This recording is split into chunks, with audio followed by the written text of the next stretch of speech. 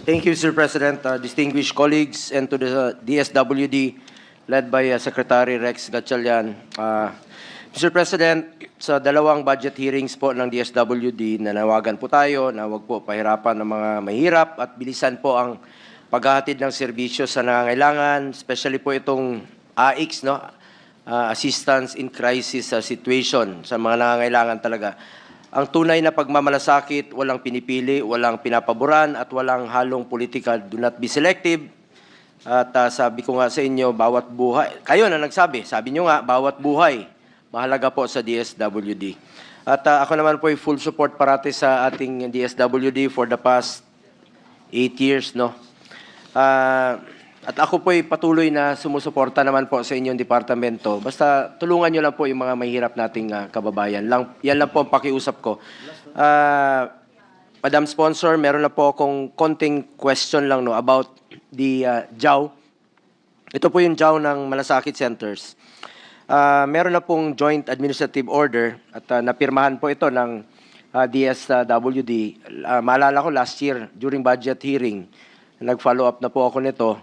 And umabot na po ng 14 months ay hindi pa po na-implement po ito. Ganito po ang sitwasyon.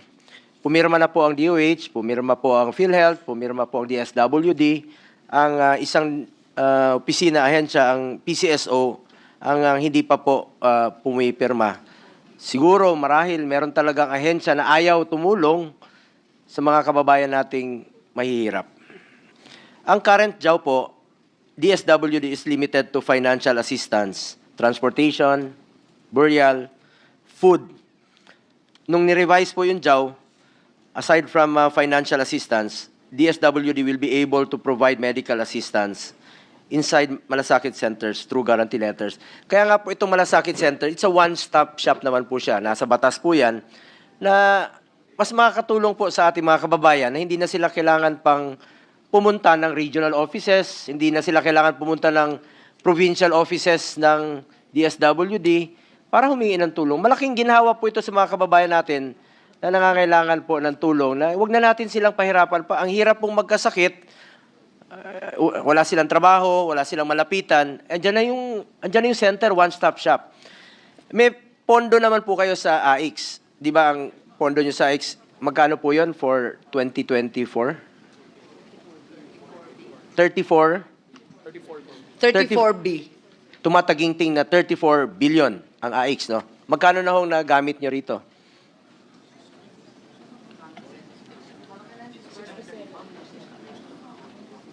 Ang alam ko, naubos na nga yun, nagpadagdag na sa QRF at kung saan-saan pa eh, dahil sa dami ng kalamidad. Di ba yung AICS na avail naman po ng mga biktima ng kalamidad o yung mga binibigyan po ng ayuda sa kahit saan, sa buong parte ng Pilipinas, including sa mga malls, no?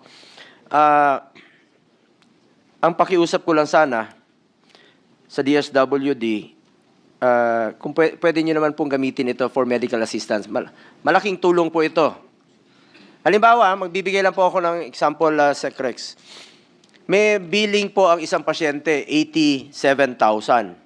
Alam naman natin ang PhilHealth, ang case rate nila, minsan, ang binabawas, ayun, merong isang provincial health officer ng Camarines Norte, 4 million yung kanyang billing, ang binawas ng PhilHealth, 27,000. Kaya nakakainis nga itong PhilHealth, habang naghihingalo yung mga pasyente, sila naman sobra-sobra yung reserve fund, 500 billion.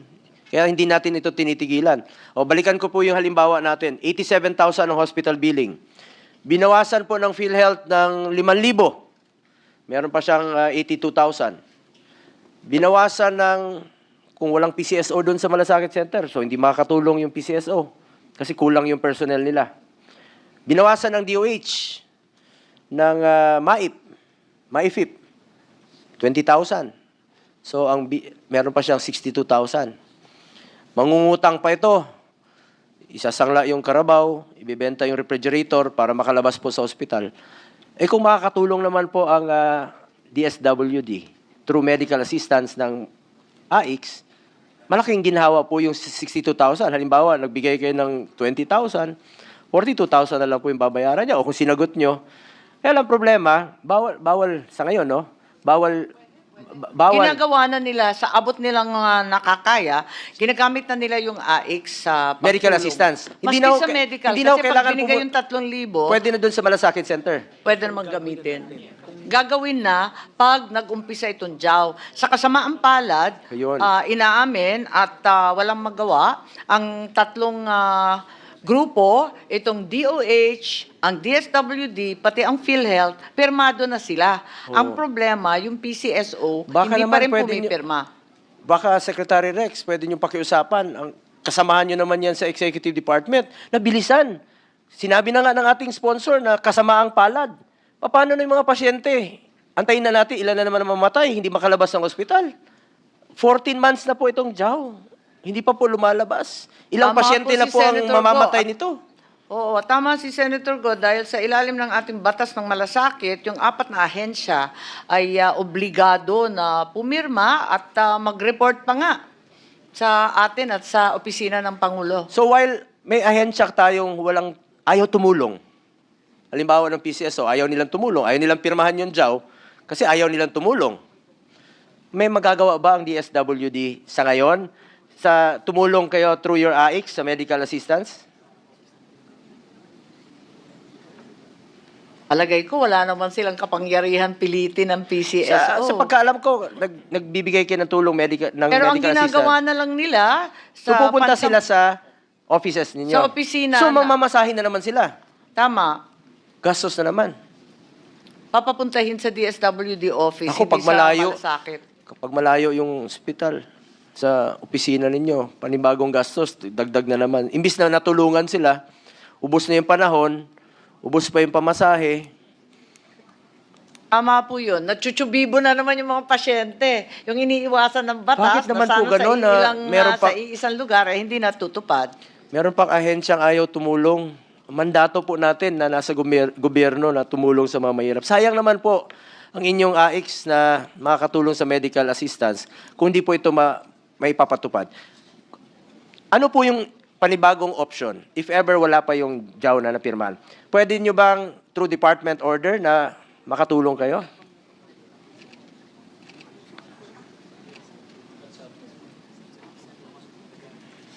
Oo, ang nangyayari ngayon, sa Region 3, may pilot project sila, inuumpisahan, na ini-email ng social worker sa DSWD at kung na-kumpirma ang nakasulat doon, pinapadalhan na ng guarantee letter. Kasi ilang araw ang papatak na naman yung babayaran niya sa kwarto, hindi siya makakalabas sa ospital. Pero Then, yung pilot na yon sa ngayon, same day at wala nang mamamasahe. pero kailangan pa nilang pumunta sa offices ninyo. Hindi na, kasi ini-email lang ng social welfare. Through from Malasakit Center. So pwede na po. Ini-email na lamang sa DSWD, nag-pilot sa Pampanga, mukha naman matagumpay at mabilis, same day daw. Saan po sa Pampanga, Mr. President?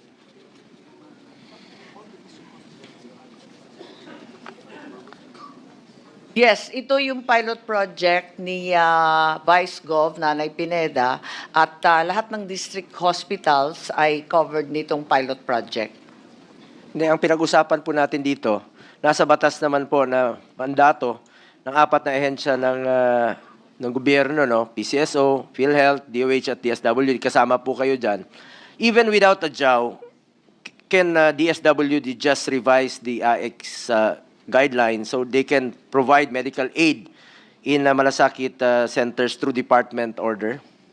Sa ngayon, for the meantime, while waiting Yes. for the approval. Kaya of the- nga nag-pilot kasi sinusubukan nila kung maaari naman mag-email yung social welfare officer mula sa Malasakit Center, wala nang pupunta sa kung saan-saan pa, hindi na chinuchubibo yung pasyente na pupunta pa kung saan-saang opisina. Eto nga, pilot, kung tuloy-tuloy na maganda ang takbo, ito na ang alternatibo dun sa JAW na hindi mabuo. Kasi sa ngayon, Mr. President, ang tulong mula sa AIX is through transportation. Am I correct? No? Financial assistance. Alam mo, kayo po ba'y naniniwala na malaking kaginhawaan po ito sa kanila na pumunta na lang po sila doon sa one-stop shop para humingi po ng tulong, no? Oo naman, kaya tayong lahat pumirma doon. Sa batas na Salamat yan. po, including our good sponsor. Yun lang po ang pakiusap ko, Mr. President, to Secretary, I'm addressing it to Secretary Gatchalian. Baka pwede nyo munang, while waiting po, no? While waiting, nag-antay tayo ng 14 months. Malaking kawalan po yun sa mga mahirap nating pasyente na hindi nila ma-avail ang medical assistance ng AIX, ng DSWD, dahil hindi po mapirma-pirmahan pa yung JAW. Yun lang po ang pakiusap ko, Secretary Rex, baka pwede niyong matulungan, ma-expedite. Alam ko naman na gusto mo rin pong tulungan yung mga kababayan nating mahirap. Dahil ito nga yung AIX, Assistance in Crisis Situation. Malaking tulong to. Ginawa ko na example kanina, 87,000, bawas ng PhilHealth, bawas ng DOH, at bawas po mula sa AIX. Malaking kaginhawaan po yun na makalabas po yung pasyente na hindi na nila kailangan magmakaawa pa. Dahil pera naman po ng Pilipino yan. Ibalik po natin sa kanila sa mabilis na serbisyo. Kaya nga po tayo may mga malasakit centers, one-stop shop, para meron silang matakbuhan na hindi na nila kailangan bumiyahe pa ng mga regional offices at ng mga provincial offices para humingi ng tulong sa mga ahensya. Tulungan na lang po natin sila. Yun naman po ang aking pakiusap sa inyo, Secretary Rex. Full support naman po tayo sa inyong budget. Basta ibalik po ang pera ng mga kababayan natin sa mga mahirap. Yun lang po hiningi kong assurance. Baka pwede po mapabilis. Oo, yan ang minimithi nating lahat. Salamat po.